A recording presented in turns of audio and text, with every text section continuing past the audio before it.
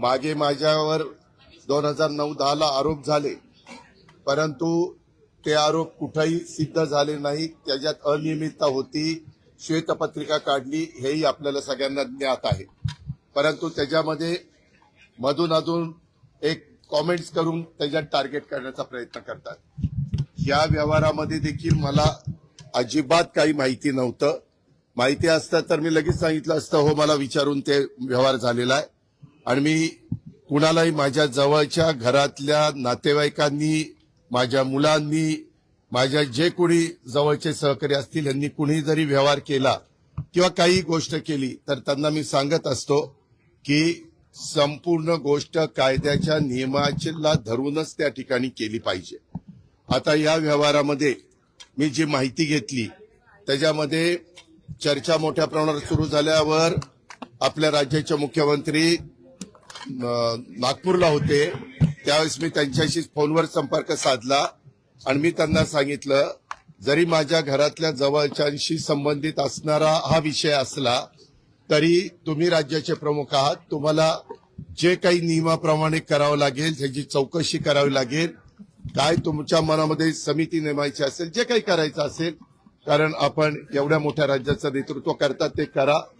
मला माझा त्या गोष्टीला पाठिंबाच राहील. कारण शेवटी वस्तुस्थिती आरोप करणं सोपं असतं, परंतु त्या आरोपातली वस्तुस्थिती काय आहे हे जनतेला कळणं देखील तितकंच महत्वाचं असतं. की ह्या व्यवहारामध्ये 1 रुपया पण दिला गेला नाही, तरी मोठे मोठे आकडे सांगितले, मोठ्या मोठ्या गोष्टी सांगितल्या गेल्या आणि विरोधकांनी पण आम्हाला वेगवेगळ्या पद्धतीनं टार्गेट करण्याचा प्रयत्न केला. साहजिकच आहे, विरोधक त्याचा बदनाम म्हणजे आम्हाला टार्गेट करण्याचा प्रयत्न करणार, तो त्यांचा अधिकार आहे. मला आज संध्याकाळी कळालं की ह्यामध्ये ते जे काही डॉक्युमेंट झालेले होते ते सगळे कॅन्सल करण्यात आलेले आहेत.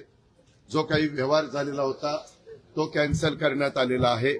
दुसरी गोष्ट, या राज्याचे ऍडिशनल चीफ सेक्रेटरी रेव्हेन्यू यांच्या अध्यक्षतेखाली काही विभागीय आयुक्त आणि काही वेगवेगळे मान्यवर यांची समिती आजच काहीतरी जाहीर करण्यात आलेली. विभागीय आयुक्त पुणे, अप्पर मुख्य सचिव महसूल मुद्रांक नोंदणी, जमाबंदी आयुक्त आणि संचालक भूमी अभिलेख, नोंदणी महानिरीक्षक व मुद्रांक नियंत्रक पुणे, जिल्हाधिकारी पुणे आणि सहसचिव मुद्रांक महसूल व वन विभाग, आणि त्यांना ह्या संदर्भामध्ये या सगळ्याची चौकशी करून हे साधारण 1 महिन्याच्या आत हा अहवाल सादर करावा अशा पद्धतीनं सूचना केलेल्या आहेत. मला आपल्याला या निमित्तानं एक गोष्ट सांगायची, मी राज्याचा उपमुख्यमंत्री असल्यामुळं माझ्या कुठल्याही अधिकाऱ्यांना, सगळ्या संबंधित क्लास 1, क्लास 2,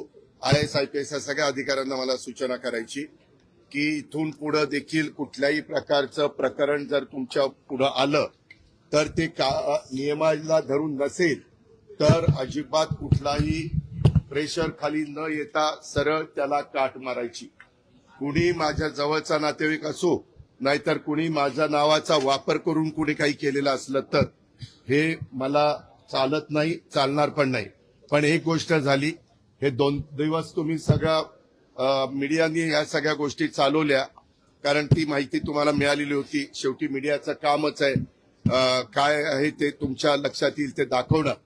पण त्याच्यामध्ये अजून पण इतर वेगवेगळे बाबी आमच्या वेगवेगळ्या भागातनं, मला वाटतं बारामतीतनं पण काही असं झालंय तसं झालंय.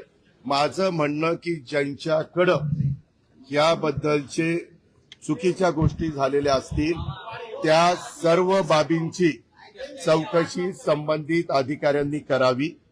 मागच्याही काळामध्ये जे कुठले व्यवहार झाले असतील त्याच्यामध्ये कुठेही आपण नियमाला बगल देऊन कुठल्याही गोष्टी केलेल्या नाहीत.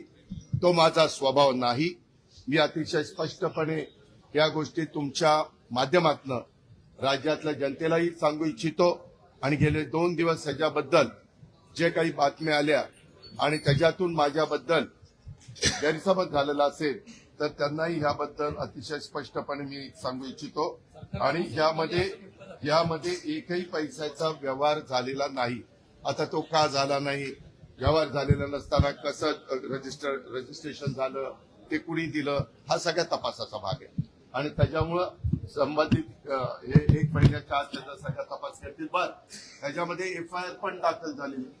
त्याच्या संदर्भामध्ये मला कळलं 2 पोलीस स्टेशनला एफआयआर दाखल झाल्या अशा पद्धतीनं. त्याच्यामुळं पोलिसांचं काम करणार, त्याच्यात पण कुणाला राजकीय हस्तक्षेप करण्याचं कारण नाही.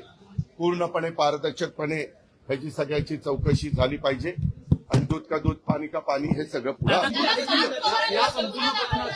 त्यामध्ये चौकशी होईल ना.